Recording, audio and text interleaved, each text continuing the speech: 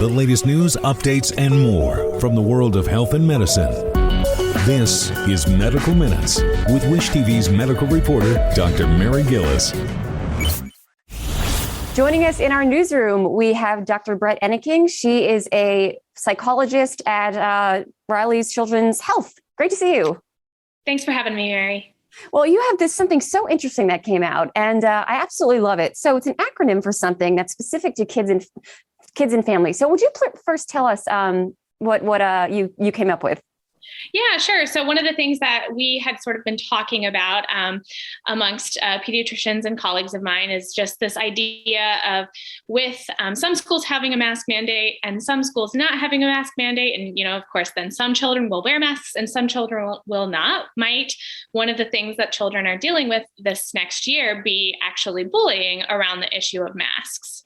So as I was thinking about it, I sort of thought, well, we can kind of come up with an acronym for how kids might be able to remember the things they need to do if bullying is something they're encountering. So walk me through. It's actually mask. Yeah. I mean, that's great. So, so we have M. What's M? I see modeling. Yes, M is for modeling. And so what I was thinking about here is, one, if you're choosing to wear a mask, in and of itself, you are modeling that behavior for others, but also modeling the kindness and respect that you would like your fellow students to provide to you. And then, let's go to A. Sure. So A, I feel like I'm having sort of like a alphabet or sort of like alphabet quiz. Like, this is great. We could bring my 2-year-old in and she would love it. I'm sorry. A. Let's talk about A. So the A is just asking for help. And this is just to prompt kids to remember that you don't have to deal with bullying alone, that there are trusted adults who are going to be ready and able to help you with whatever bullying you might encounter. So whether that's your parent or even a teacher at school. So so we have parents, we have teachers at school. And then what about friends? Do you think friends play a role in support? Absolutely. Yeah. And so I think, you could, one, if your friends are similar to you, also wearing masks, then you can kind of be together, which does groups, of course, make bullies a little bit less inclined to be saying unkind things. But then, it actually leads us nicely into the S, which is standing up for others. So it only takes that one kid, right? Yeah. It only takes that one kid to say, hey, no, this is not going to happen on my watch or whatever. Absolutely. But I'm sorry. Absolutely. Didn't mean to interrupt. You're fine. You're absolutely fine. Right. Tell us about S. Yes. So S is just being willing to stand up for both yourself and for others. So telling a person who has maybe said something unkind, please stop. We're making a different choice than you. I don't like the way what you're saying to me. And so just reminding them that, yes, they can in fact say these things. And there may be times when they do their best to stand up for themselves and for their friends. And the situation still persists. And at that point, I would say, well, go back to your A and go ahead and get a trusted adult involved. Okay. Oh, I love that. Okay. K.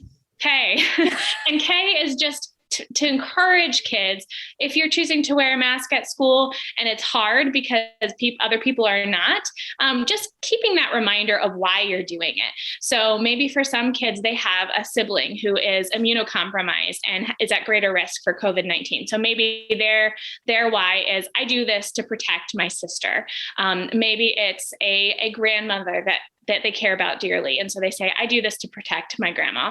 So just having that sort of idea in your mind can help you push through even some of those unkind experiences you might have. And would you encourage, Dr. Enneking, families, parents, caretakers to visit this every day? I mean, mask every day, this is what we really need you to do. And you're doing a great service and all of these things. So maybe every day just have a talk or until, because it's tough when, bullying, they can last forever, like for kids. Yeah. So, Absolutely. And what I love about that, Mary, is that you're encouraging them to have open lines of communication with their kids about this. So often I think parents are like a little bit nervous to broach some of these more difficult topics because, they don't want to make their child afraid of what might happen. But I also think that there's something important to be said for being prepared, and also to create this environment where their child then feels safe and comfortable to say, hey, Mom, today somebody said something really mean to me. And I tried these things, and then they can kind of process it. How did it go? And how did you feel? And that makes it a lot easier for the child to handle as well. So I want to ask you about language, right? Some parents are very hesitant. Tough things are tough to talk about for some families. Language in terms of, let's say we don't want to strike the fear of God, like when you send your kids to school, but language using when they go to school, before they go to school. And then what would you say, what would you tell a parent? What would be the best way to communicate, how to communicate this to your child first when they go to school, and then when they come home? Yeah. So I think as they're going to school, before even school starts, if they're talking about, last year we had this mask mandate and this year our school district doesn't have one.